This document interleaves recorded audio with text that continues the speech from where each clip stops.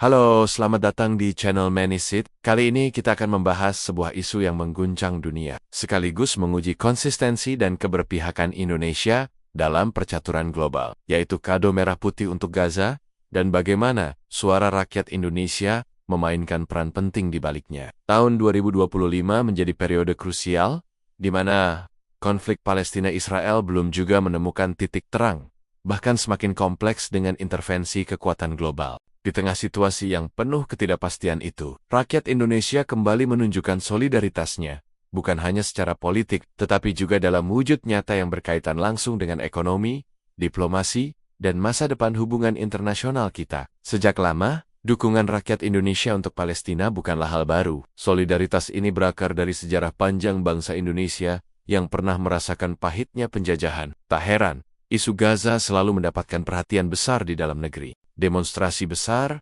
penggalangan dana, hingga kampanye di media sosial menunjukkan bagaimana kuatnya resonansi isu Palestina di hati masyarakat Indonesia. Namun di tahun 2025, dukungan ini mengambil bentuk yang lebih konkret. Kado merah putih untuk Gaza, sebuah istilah yang mencerminkan gabungan antara bantuan kemanusiaan, dukungan diplomatik, hingga upaya ekonomi yang diarahkan untuk meringankan penderitaan rakyat Palestina. Pemerintah Indonesia pada awal tahun 2025 mengumumkan paket bantuan kemanusiaan besar-besaran ke Gaza, terdiri dari bantuan medis, logistik, hingga fasilitas infrastruktur darurat. Nilainya mencapai miliaran rupiah, didanai oleh kombinasi APBN, sumbangan masyarakat, serta kontribusi sektor swasta. Tak hanya itu, beberapa perusahaan BUMN juga ikut terlibat, mulai dari penyediaan bahan pangan hingga dukungan transportasi logistik. Di balik bantuan ini, ada makna simbolis bahwa Indonesia tidak hanya bersuara di forum internasional, tetapi juga hadir langsung untuk rakyat Palestina.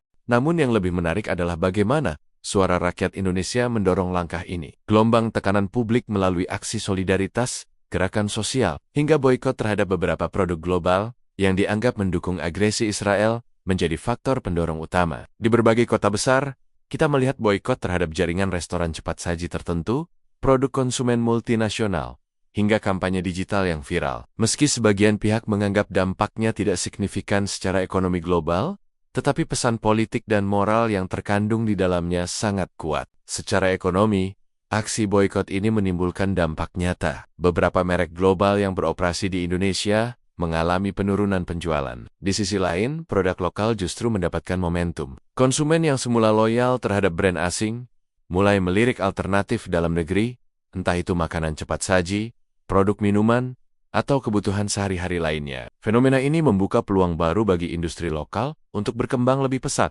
terutama ketika dikaitkan dengan semangat nasionalisme ekonomi. Jika kita lihat lebih luas, kado merah putih untuk Gaza bukan hanya soal bantuan kemanusiaan, tetapi juga tentang pergeseran pola konsumsi masyarakat. Solidaritas terhadap Palestina mempercepat lahirnya kesadaran bahwa konsumsi sehari-hari bisa menjadi bentuk perjuangan. Setiap rupiah yang dikeluarkan bisa dimaknai sebagai suara politik, apakah mendukung atau menolak pihak tertentu. Kesadaran ini kemudian menggeser lanskap ekonomi domestik, menciptakan peluang sekaligus tantangan baru bagi pelaku usaha di Indonesia. Di tingkat internasional, langkah Indonesia memberikan kado merah putih untuk Gaza semakin memperkuat citra negara kita sebagai pemimpin moral di kawasan. Dalam forum PBB maupun pertemuan ASEAN, Indonesia konsisten mendorong penyelesaian damai yang adil bagi Palestina. Namun di balik diplomasi politik, ada strategi ekonomi yang lebih dalam. Indonesia berupaya memperkuat aliansi dengan negara-negara Timur Tengah,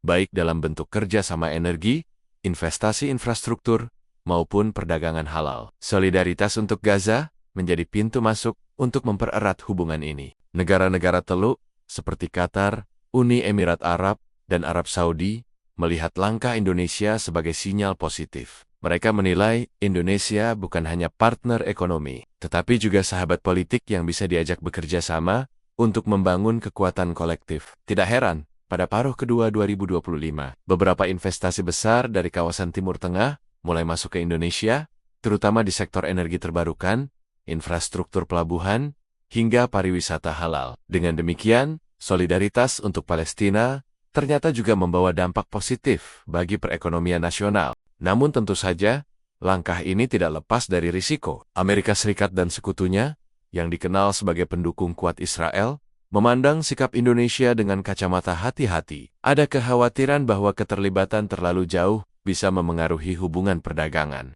Jangan lupa, AS adalah salah satu mitra dagang utama Indonesia, khususnya untuk ekspor komoditas seperti tekstil, elektronik, dan produk agrikultur. Oleh karena itu, diplomasi Indonesia harus dijalankan dengan hati-hati, menjaga keseimbangan antara solidaritas terhadap Palestina dan kepentingan ekonomi dengan negara-negara Barat. Di sisi lain, suara rakyat Indonesia justru memperkuat posisi pemerintah. Ketika mayoritas masyarakat dengan lantang mendukung Gaza, pemerintah memiliki legitimasi politik yang kuat untuk mengambil sikap tegas. Inilah yang membedakan Indonesia dengan beberapa negara lain di kawasan. Bagi Indonesia, solidaritas bukan hanya soal politik elit, tetapi juga gerakan akar rumput yang nyata.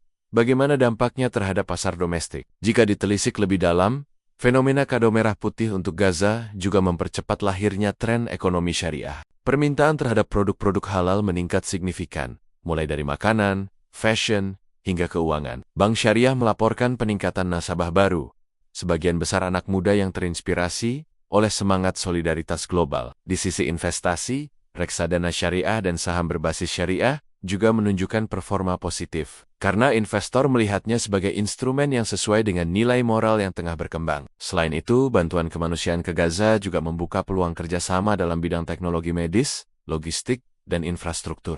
Beberapa perusahaan rintisan Indonesia bahkan terlibat dalam penyediaan solusi digital untuk distribusi bantuan. Hal ini menunjukkan bahwa solidaritas tidak harus berhenti pada level donasi, tetapi bisa berkembang menjadi inovasi yang membawa manfaat ekonomi jangka panjang. Namun, kita juga perlu mengakui bahwa fenomena ini menimbulkan perdebatan. Ada sebagian kalangan yang menganggap bahwa keterlibatan terlalu jauh bisa berisiko memengaruhi stabilitas ekonomi domestik, terutama jika memicu reaksi negatif dari negara-negara besar. Tetapi di sisi lain, banyak yang percaya bahwa sikap konsisten terhadap prinsip kemanusiaan justru akan memperkuat daya tawar Indonesia di mata dunia. Seperti kata pepatah, keberanian moral seringkali menjadi aset yang tak ternilai dalam diplomasi internasional.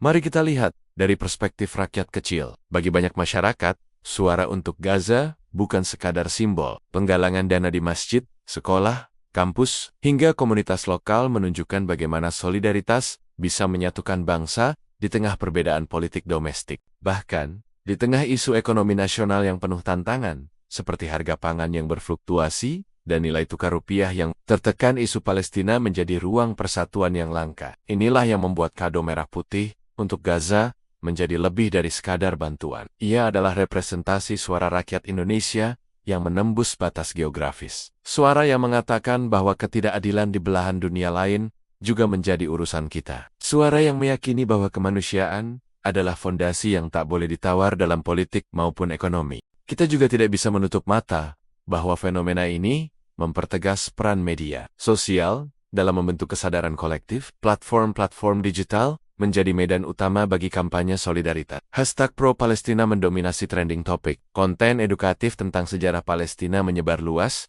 dan ajakan untuk beralih ke produk lokal menjadi semakin masif. Semua ini membuktikan bahwa di era digital, suara rakyat bisa menjelma menjadi kekuatan ekonomi yang nyata. Jika tren ini terus berlanjut, tahun 2016 mendatang bisa menjadi momentum kebangkitan ekonomi nasional yang berbasis pada kesadaran sosial. Bukan hanya sekadar mengejar pertumbuhan angka, tetapi juga memastikan bahwa setiap rupiah yang berputar di pasar mencerminkan nilai-nilai yang diyakini masyarakat. Solidaritas untuk Gaza menjadi salah satu katalisator perubahan ini. Pada akhirnya, kado merah putih untuk Gaza adalah cermin dari siapa kita sebagai bangsa. Sebuah bangsa yang pernah dijajah, yang tahu rasanya ditindas, dan karena itu berkomitmen untuk berdiri di sisi mereka yang tertindas.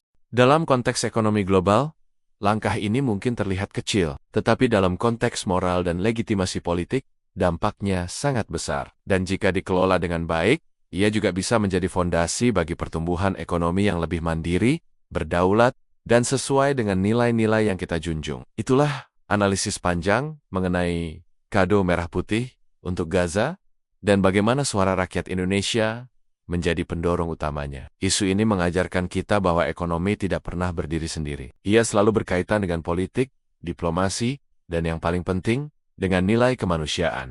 Terima kasih sudah menonton channel Manisit. Jangan lupa untuk like, share, dan subscribe agar Anda tidak ketinggalan analisis terbaru seputar isu ekonomi global dan nasional yang relevan dengan kehidupan kita.